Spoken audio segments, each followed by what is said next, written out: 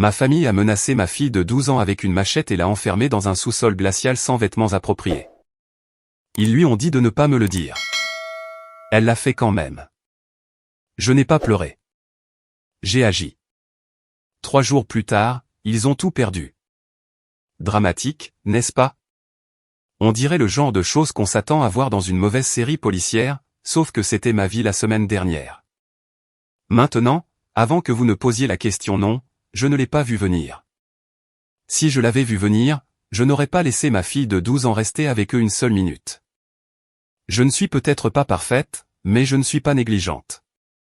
Je pensais qu'ils étaient difficiles. Je pensais qu'ils étaient égoïstes. Je pensais qu'ils étaient cupides. Mais je ne pensais pas qu'ils étaient dangereux. C'est là toute la différence. Cette nuit-là a commencé comme n'importe quelle autre. Je suis rentré tard, épuisé, après une autre longue journée au centre de réadaptation où papa se remettait. Il a maintenant 72 ans et se sentait mal, fatigué tout le temps, faible, les mains tremblantes comme s'il était nerveux pour un entretien d'embauche qu'il n'avait pas. Il balayait ça d'un rire en disant que c'était le stress. Les médecins, étant médecins, voulaient faire tous les tests possibles. Alors, ce fut la réadaptation. Je conduisais là-bas tous les jours, je m'asseyais avec lui, je m'assurais qu'il mangeait, je m'assurais qu'il marchait. Parce que s'il y a une chose que j'ai toujours été, c'est la personne responsable. Donc oui, j'étais fatigué. Je voulais enlever mes chaussures, prendre un verre de vin, peut-être regarder la télévision sans réfléchir. Mais à la seconde où j'ai ouvert la porte et vu ma fille, j'ai su que quelque chose n'allait pas. Elle était assise là sur le canapé, emmitouflée dans une couverture alors que le chauffage était allumé, pâle. Silencieuse.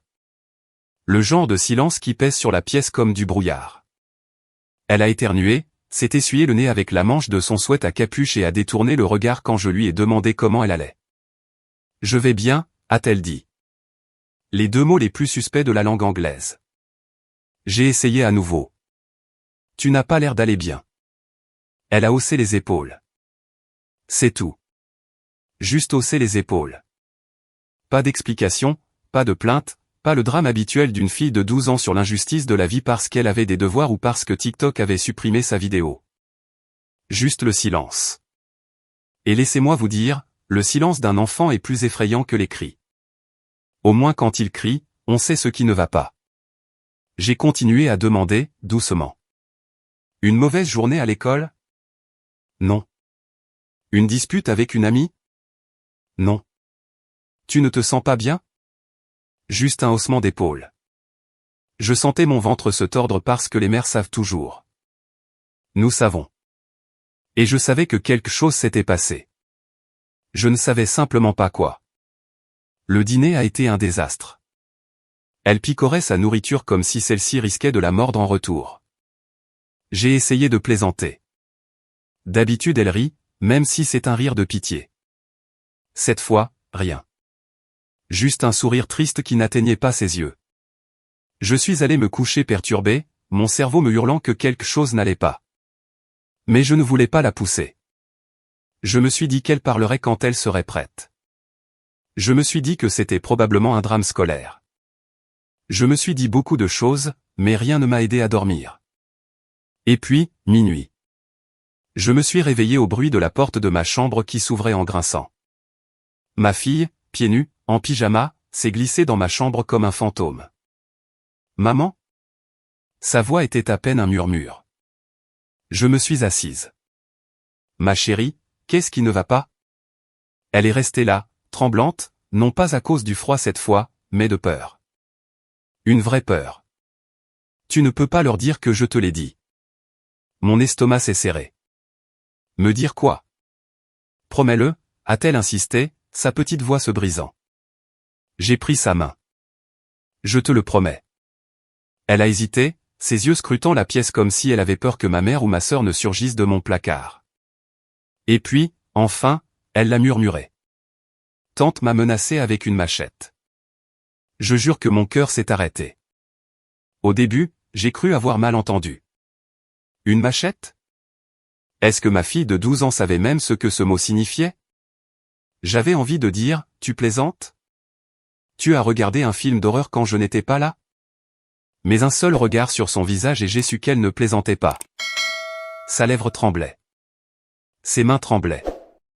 Elle l'a pointé sur moi, a-t-elle dit. Grand-mère criait. Ils m'ont obligé à rentrer. Elle a dit. Grand-mère criait. Ils m'ont obligé à rentrer.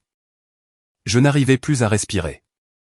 Et puis elle a avalé difficilement, ses yeux se remplissant de larmes. Ils m'ont enfermé dans le sous-sol. Juste avec mon t-shirt. Il gelait, maman. J'ai cru que j'allais mourir là-dessous.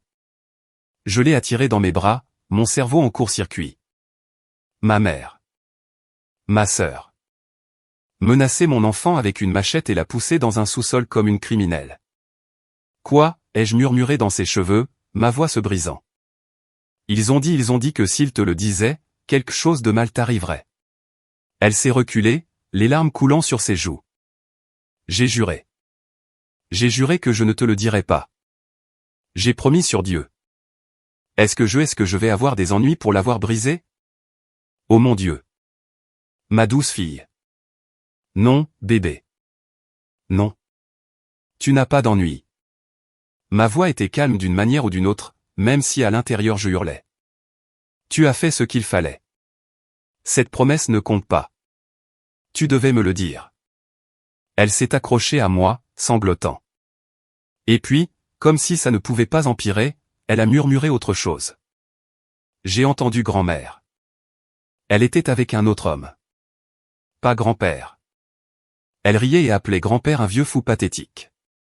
Elle a dit que la seule raison pour laquelle elle reste, c'est pour son argent. C'est à ce moment-là que quelque chose en moi s'est brisé. Ma mère a menacé mon enfant. Ma sœur l'a enfermé. Et ensemble, elles riaient de l'homme qui leur avait tout donné. Je n'ai pas pleuré. J'ai agi. Et croyez-moi quand je vous dis que ce n'était que le début.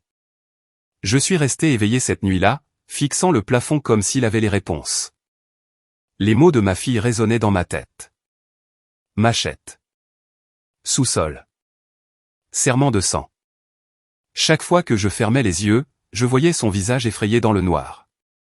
Et puis, comme si mon cerveau était en mode torture, les souvenirs sont arrivés. Et puis, comme si mon cerveau était en mode torture, les souvenirs sont arrivés. Des souvenirs d'enfance auxquels je n'avais pas pensé depuis des années se sont soudainement alignés comme les pièces d'un puzzle, et pour la première fois, ils formaient une image que je ne voulais pas voir. Voici la chose. Ma mère a eu Anna avant même de rencontrer mon père. Au moment où il est entré dans le tableau, Anna avait déjà 8 ans, assez grande pour être sa petite ombre. Mon père était plus âgé, établi, un homme qui s'était fait tout seul avec sa propre entreprise. Il n'était pas millionnaire à l'époque, mais il réussissait, était à l'aise, ambitieux. Le genre d'homme qui passait de longues nuits au bureau et se levait quand même à 6 heures le lendemain matin. Quand ils se sont mariés, maman avait exactement ce qu'elle voulait. La sécurité, l'argent, et un homme qui s'occuperait d'elle. Et quand je suis arrivé quelques années plus tard, je pensais rejoindre une famille. Il s'est avéré que je rejoignais une hiérarchie. Anna était toujours au sommet. Ma mère la favorisait comme si c'était un sport. Elle l'emmenait pour des journées entre filles, des séances de shopping, des déjeuners, même des sorties occasionnelles au spa quand Anna a grandi. Et moi? J'étais laissé derrière avec la nounou de la semaine. Je me souviens de la porte tournante des baby-sitters. De nouveaux visages, de nouveaux noms, qui ne restaient jamais assez longtemps pour compter. Certaines étaient gentilles, d'autres regardaient à peine la télévision. Mais ce dont je me souviens le plus, c'est de regarder ma mère et Anna partir ensemble, en riant, pendant que je restais à la maison avec une inconnue. Les anniversaires racontaient la même histoire. Ceux d'Anna étaient de grande production. Ballons, gâteaux assez grands pour 20 personnes, cadeaux chers qui montraient que ma mère avait fait attention. J'en recevais un aussi, bien sûr. Quelque chose de coûteux, certes, mais générique. Une fois, j'ai déballé une poupée en porcelaine aux yeux vitreux. Je n'ai jamais collectionné les poupées. Je ne les ai même jamais aimées. Mais je pouvais dire qu'elle n'avait pas été choisie pour moi. Elle avait juste été achetée. Probablement par une nounou. Probablement avec la carte de maman. Anna recevait de l'attention. J'avais des reçus. Et puis il y avait mon père. Maintenant, soyons clairs. Il m'aimait. Je sais qu'il m'aimait. Mais l'amour est compliqué, et parfois il se perd dans la façon dont il est donné. Il n'était pas le père biologique d'Anna, et il portait cela comme un badge de responsabilité. Il voulait qu'elle se sente à sa place, alors il s'est investi pour le prouver. Quand elle avait un récital, il libérait son emploi du temps, arrivait avec des fleurs, applaudissait le plus fort. Quand elle a eu 16 ans, il lui a acheté une voiture neuve pour la garder en sécurité. Quand j'avais un match de soccer, il était souvent encore au bureau, envoyant des excuses par l'intermédiaire de maman. Quand j'ai été sur le tableau d'honneur, il disait « Bon travail, ma grande » entre 2 appels téléphoniques. Quand j'ai eu 16 ans, il m'a dit qu'il m'aiderait pour une voiture d'occasion, mais que travailler à temps partiel m'apprendrait la responsabilité. Il pensait être juste. Il pensait que, puisque j'étais la sienne, je n'avais pas besoin d'efforts supplémentaires. Je n'oublierai jamais le jour où je lui ai enfin posé la question. J'avais probablement 13 ou 14 ans. J'ai dit, « Papa, pourquoi tu fais toujours plus pour Anna ?» Il a soupiré, posé ses papiers et m'a regardé dans les yeux. « Parce qu'elle n'est pas à moi, ma chérie. Je ne veux jamais qu'elle se sente comme une étrangère. Tu es ma fille. Tu sais déjà que je t'aime. » J'ai hoché la tête à l'époque. Mais à l'intérieur je pensais, non. Je ne le sais pas. Je veux le sentir aussi. C'était mon enfance en résumé. Maman choisissant Anna. Papa surcompensant pour Anna, et moi prise au milieu, pas mal aimée, mais invisible. Et vous savez ce qui arrive quand un enfant grandit invisible? Il devient doué pour être invisible. Quand nous sommes devenus adultes, Anna était pourri gâtée, et maman était sa plus grande pom-pom girl.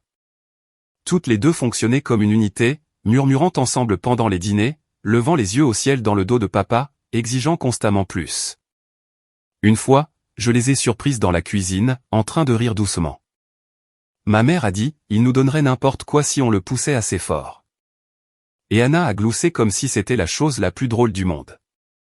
Pendant ce temps, papa continuait à travailler, à pourvoir, à faire semblant que tout allait bien, et moi, eh bien, j'ai construit ma propre vie. Je me suis marié, j'ai eu ma fille, j'ai essayé de rester à l'écart de tout ça. Mais la famille n'est pas quelque chose dont on s'échappe vraiment. Pas quand ils vivent à proximité. Pas quand ton enfant veut encore parfois rendre visite à sa grand-mère.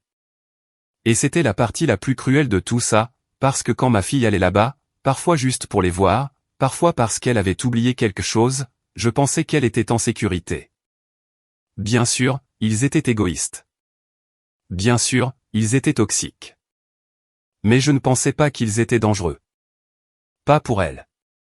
Jusqu'à ce qu'elle revienne en murmurant à propos d'une machette. Allongé éveillé cette nuit-là, j'ai réalisé la vérité. Le favoritisme, la cupidité, l'égoïsme constant. Cela n'était pas resté dans le passé. Cela avait seulement évolué. Et maintenant, cela était dirigé vers la personne que j'aimais le plus. Et soudain, tous ces souvenirs d'enfance n'étaient plus seulement des histoires tristes. C'étaient des avertissements que je n'avais pas compris. Des avertissements que je ne négligerai plus jamais. Mon mari est rentré le lendemain matin, sa valise traînant derrière lui, le visage fatigué par les aéroports et les salles de réunion. Il m'a regardé une fois et s'est arrêté. « Tu n'as pas dormi ?» a-t-il dit. « Non. » Je lui ai tout raconté. La machette. Le sous-sol. Les menaces. La façon dont notre fille l'avait murmuré dans le noir. Et l'autre chose. Ce qu'elle avait entendu. Grand-mère riant, appelant papa un vieux fou pathétique, disant qu'elle ne restait que pour l'argent. Avec un homme plus jeune. J'ai regardé son visage changer. Confusion. Puis incrédulité, puis une rage pure. « Sarah » a-t-il dit lentement. « Ton père ne va pas croire ça sur sa seule parole. » Je sais. Tu me l'as dit 100 fois. Il ne voit jamais rien quand il s'agit d'elle. Si tu entres là-dedans en disant ça, il va essayer d'arrondir les angles. Avec une machette? Ma voix s'est brisée. Il n'a pas reculé. Il a besoin de preuves, du genre qu'il ne peut pas ignorer. Et il avait raison. Mon père m'aimait. Mais quand il s'agissait de ma mère et d'Anna, il devenait toujours aveugle. Si j'y allais avec seulement les mots de ma fille, il voudrait croire que c'était une exagération, un malentendu. C'était qui il était, donc nous avions besoin de preuves. Cet après-midi-là, nous sommes allés à la maison. J'avais encore une clé de secours. Papa me l'avait donnée il y a des années, juste au cas où. Ma mère avait son rendez-vous habituel ce jour-là, et Anna l'accompagnait généralement. Je détestais savoir leur emploi du temps si bien, mais cela signifiait que la maison serait vide. En marchant vers la porte, je me sentais comme une intruse dans la maison où j'avais grandi. Mon cœur battait la chamade. Ma main tremblait en tournant la clé. À l'intérieur, ça sentait la même chose. Nettoyant au citron. Parfum léger. J'avais envie de vomir. Nous sommes allés directement dans le bureau de papa. Le système de sécurité était dans une armoire verrouillée. Une autre clé du trousseau de papa l'avait déjà ouverte. Je l'ai utilisée maintenant. La boîte du DVR clignotait vers moi, lumière rouge stable. Copie tout, ai-je murmuré. Mon mari a inséré une clé USB. Nous trierons ça à la maison. Des heures plus tard, nous étions penchés sur l'ordinateur portable, la lumière froide de l'écran éclairant notre salon. Nous avons avancé rapidement, les yeux scrutant les images. Pendant un moment, rien. Le chat traversant le jardin, le vent poussant les branches. Et puis nous l'avons vue. Anna. Dans le jardin. Elle travaillait. Taillant la végétation envahissante, une machette à la main. Elle frappait un buisson, traînant les branches en tas. Parfaitement normal. Puis notre fille est apparue au bord du cadre. Elle était venue sans prévenir, probablement pour récupérer quelque chose qu'elle avait laissé. Elle a appelé, et on pouvait voir la tête d'Anna se redresser brusquement. L'audio captait des bribes, étouffées par la distance. Nous ne pouvions pas entendre chaque mot, mais le ton était tranchant. Confrontationnel. Notre fille avait dû dire ce qu'elle avait vu ou entendu. Anna s'est figée. La machette pendait dans sa main. Et puis elle s'est tournée. La pointée sur elle. Mon souffle s'est coupé. Même avec le mauvais audio, on pouvait entendre la petite voix de ma fille. Tremblante, suppliante. Puis, une seconde plus tard, ma mère est sortie en trombe de la maison, sa voix plus claire, criant par-dessus les parasites. Ensemble, elles l'ont poussée vers la porte, la faisant entrer de force. Nous ne pouvions pas voir le sous-sol, bien sûr. Pas de caméra là-bas. Mais nous n'en avions pas besoin. Mon estomac s'est tordu rien qu'en regardant cela. Jésus, a murmuré mon mari. Nous avons continué à faire défiler. Plus tard. Plus tôt. Mon mari s'est arrêté soudainement. Attends. Qu'est-ce que c'est? Un autre clip s'est chargé. Le même jardin, un autre moment. Ma mère. Avec lui. L'homme plus jeune. Ils étaient proches. Trop proches. Elle s'est penchée, riant, touchant son bras. Il a embrassé sa joue, puis sa bouche. Et puis sa voix, flottant dans les parasites du micro. C'est un vieux fou pathétique.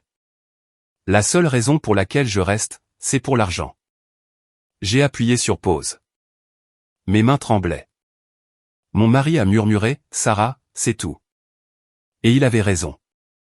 Le lendemain matin, j'ai conduit jusqu'au centre de réadaptation avec la clé USB dans mon sac. Papa était dans la salle commune, assis dans un fauteuil près de la fenêtre, paraissant déjà en meilleure santé. Il a souri en me voyant.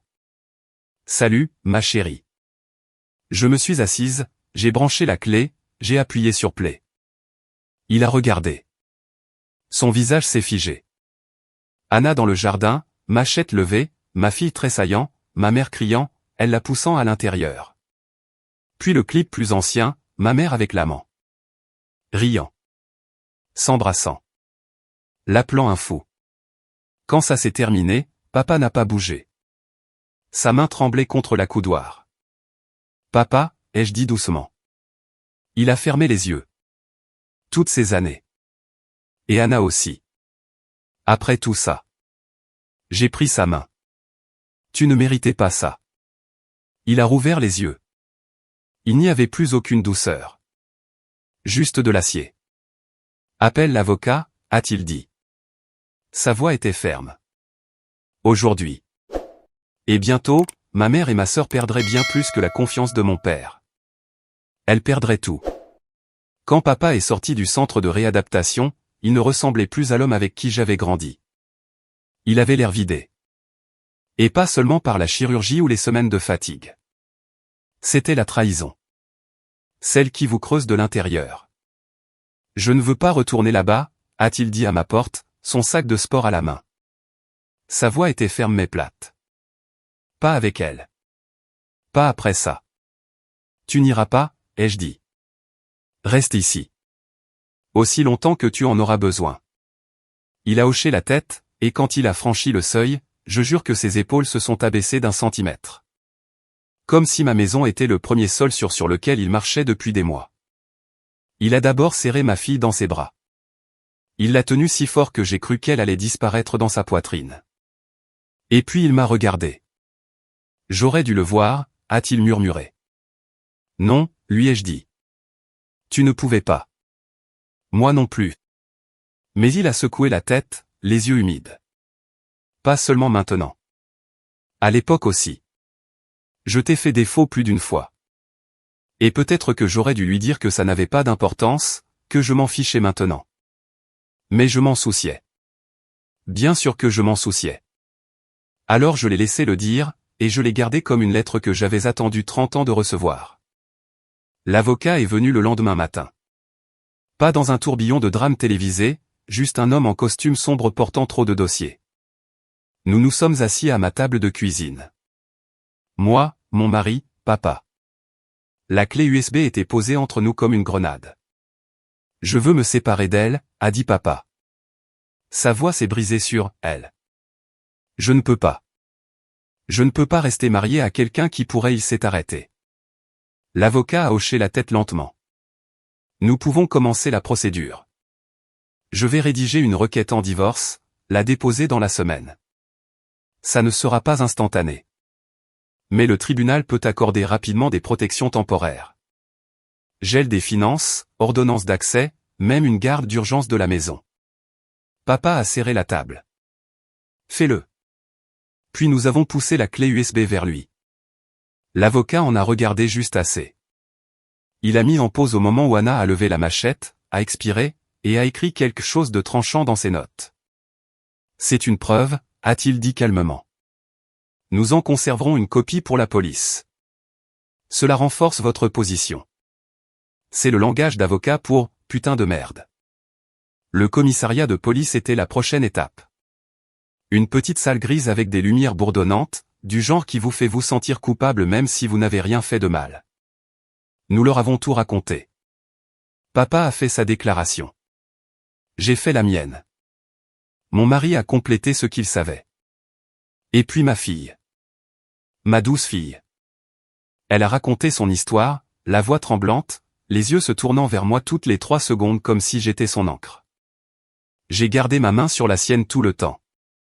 Le détective a écouté sans interrompre, puis a fait glisser la carte de l'affaire. Nous allons ouvrir un dossier. Ce n'est pas un processus rapide.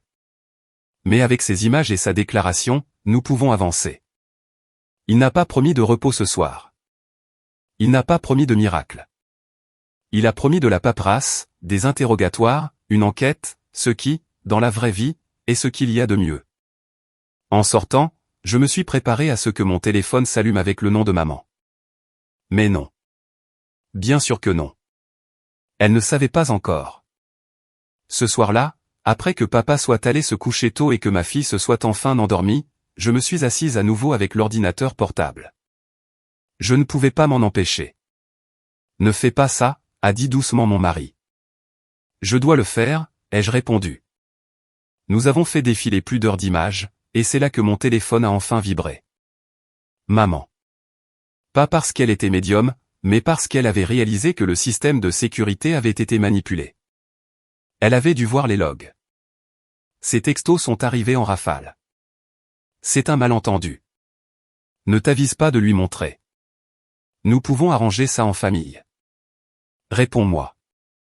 J'ai bloqué le numéro, renommé, poubelle, et continué à faire défiler. Puis nous l'avons trouvé. Fin d'après-midi, le jour suivant l'incident à la machette. Maman dans le jardin avec son homme plus jeune. Trop proche. Trop familier. Et imprudent. Nous avons monté le son. Des fragments sont passés. Pilule. Planning. Plus faible depuis, le médecin ne remarquera pas. Mon sang s'est glacé. Remets en arrière. Repasse. Mon sang s'est glacé. Remets en arrière. Repasse. La voix de maman, claire cette fois.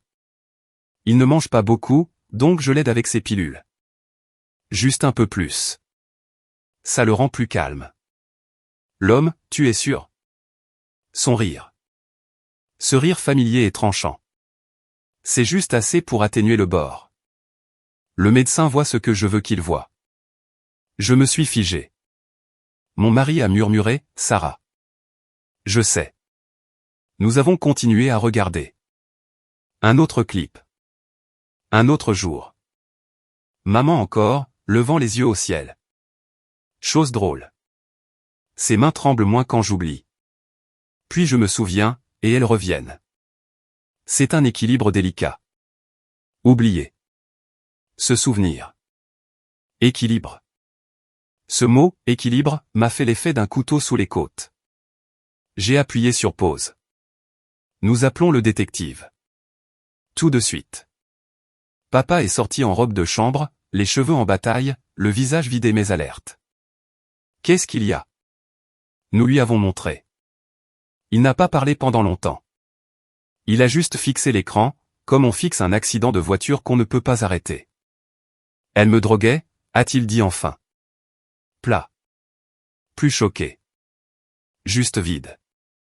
Oui, ai-je dit. Et tu as commencé à te sentir mieux dès que tu es parti. Il a fermé les yeux.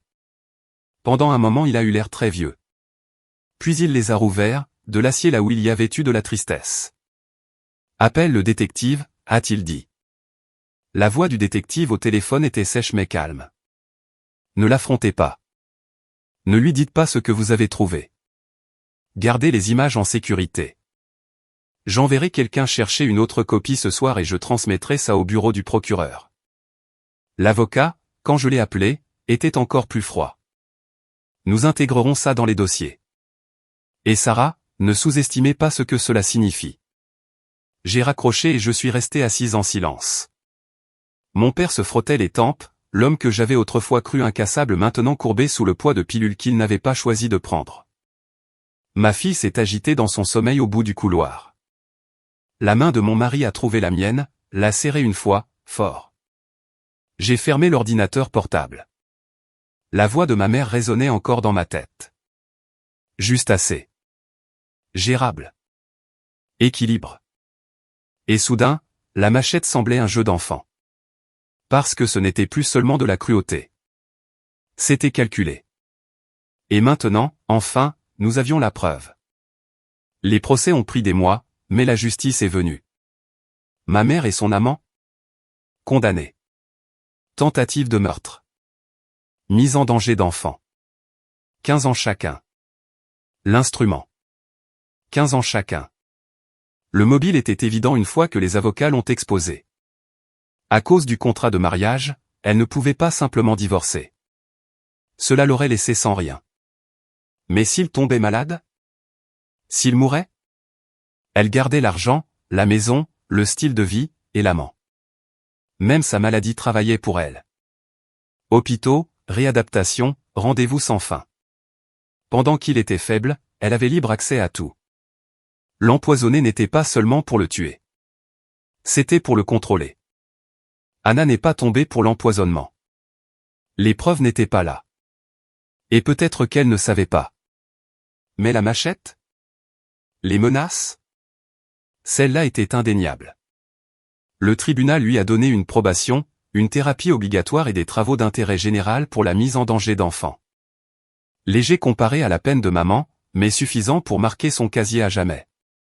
Papa l'a déshérité quand même, a arrêté les paiements de loyer, l'a retiré du testament, a coupé tous les liens. Elle a menacé ma petite fille, m'a-t-il dit. C'est tout ce que j'ai besoin de savoir. Et lui?